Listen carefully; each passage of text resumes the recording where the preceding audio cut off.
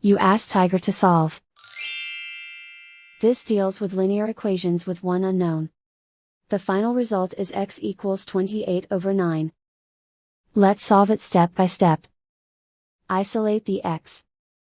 Multiply both sides by inverse fraction 7/3.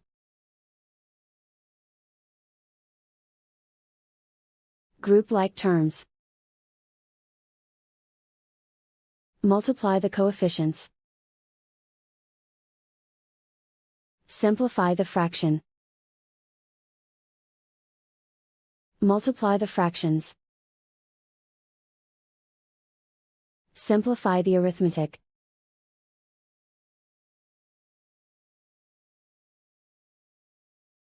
And so the final result is x equals 28/9.